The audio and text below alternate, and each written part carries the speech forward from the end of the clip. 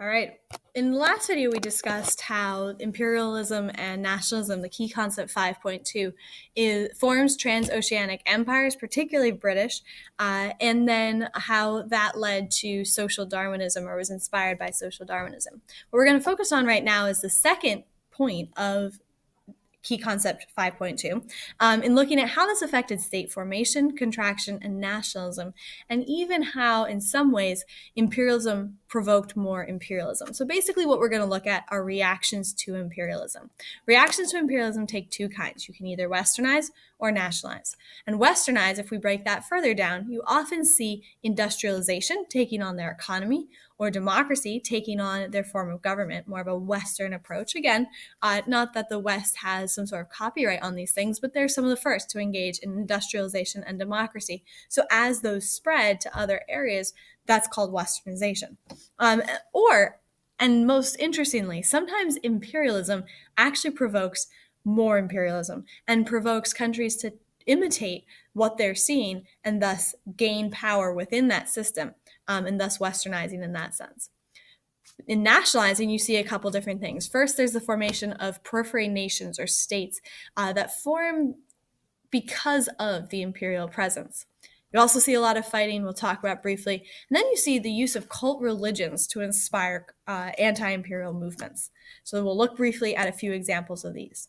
Going back to China, again, if you remember from the last video, we kind of talked about it in terms of the framework of imperialism. But if we look at it from a Qing perspective, you can see actually how it is a response in some sense to imperialism, and also kind of a sad story for the monarchy of the Qing. Qing or the Manchu, they experienced two things. First, you got this Western influence trying to sell opium to their people. They resist in the Opium Wars. When they resist as the Opium Wars, the British come in. The Qing actually dump the opium into the harbor. That should sound familiar. And Britain comes in, forces them to surrender. But they also have internal problems. Many Chinese are tired of listening to the Manchu, who aren't actually Chinese. And so you have the Taiping Rebellion, which is a truly bloody and almost potentially the largest rebellion in history against the Manchu. What's the Manchu's response? Well, they kind of do some industrialization. They do some westernizing. The self-strengthening movement is their attempt to get on track, to get militarily and industrially on track, but they are unwilling to change their beliefs, their Confucianism, the kind of order of society, which results in a rather ineffective industrial movement. So it's unsuccessful. Instead, this is only proved in two different instances. The first instance is the Sino-Japanese War. Japan was also becoming an imperial power. Save that thought. But as they're becoming an imperial power, they're industrializing. And they come and they fight against China in order to get Korea and to establish a foothold there. And as a result, they prove that the Chinese industrialization was simply not enough. So again, you kind of see this westernizing approach, but if it's half-hearted, didn't really work that well. The Boxer Rebellion was a nationalist response. So two options here, westernize and nationalize. The Boxer Rebellion was the Society of the Harmonious Fist. They believed that China should be ruled by the Chinese. And so they engage in, as this club, the Society of the Harmonious Fist, try to push out all of the British European powers within China.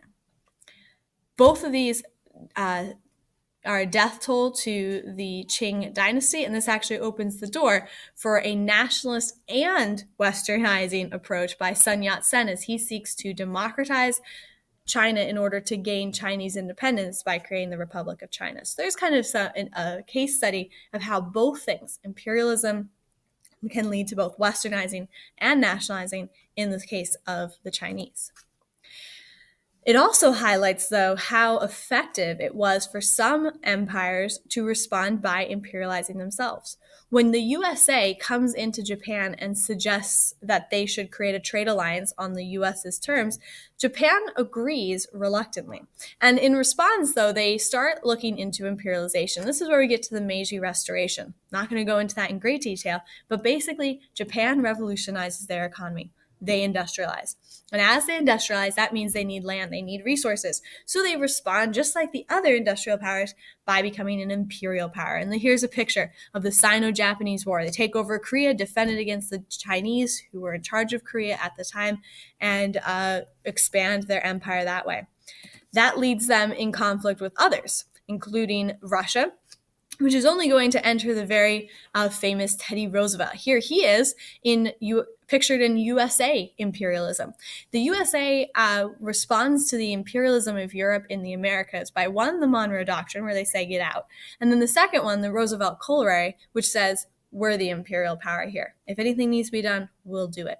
And that's basically what happens here in the Spanish-American War, for instance, where America kicks out the Spanish from any other remaining territories in the Americas, and then actually now create their empire. Not just take over Cuba, not even create protectorates in places in the Americas, but actually now get old Spanish territory, including Philippines. They create trade agreements in Japan. They offer the open door policy to China. They're creating an empire in response to the empire that was already at their back door. Two other responses are new nations and conflicts. We see this again. The US doesn't just take over land around them, they take over the land next door to them. As they push west, the manifest destiny can be called imperialism. And the manifest destiny causes the US to come in contact with tribes of the Native Americans. These Native Americans, some of which, particularly the Cherokees, choose to become nations. They choose to actually make a nationalist movement in order to respond to the imperialism and the takeover of their land. So the Cherokee Nation is formed with a constitution very much like the U.S., but very much their own. So this is a nationalist response in response to the nationalist imperialist movements of the U.S. Similarly, the British in South Africa caused the formation of the Zulu tribe into a nation. And as they form into a nation, they come into conflict in the Anglo-Zulu War, in which the British win, but at a major cost, proving the power of these periphery nations and kind of their response to anti-imperialism. Furthermore, as Russia expands, which we haven't talked about too much, but Russia, as the US is moving west, Russia is moving east, taking over Siberia and more land south, kind of coming to the border of India. Part of that is because of the WIT program, where they were able to industrialize, but again, rather unsuccessfully. So they are defeated by the Japanese as well in the later Russo-Japanese War, and ultimately not super powerful empire. However, we do see on their periphery the Balkans forming, the ever-present powder keg of Europe.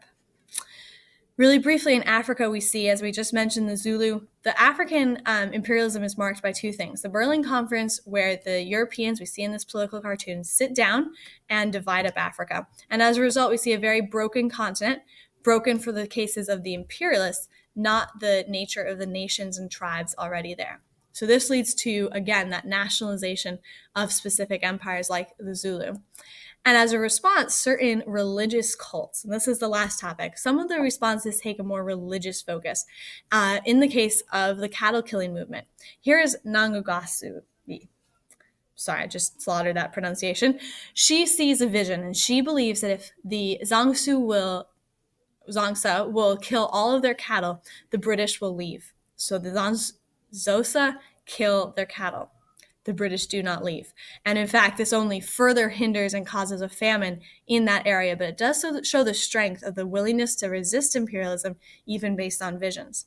Similarly, many of the conflicts in the late 1800s in the US are inspired by nationalist religious movements, like this example of the ghost dance, which Native Americans take up to prove their connection to nature, and it kind of has Christian and Native American elements, all of which contribute to a response against imperialism.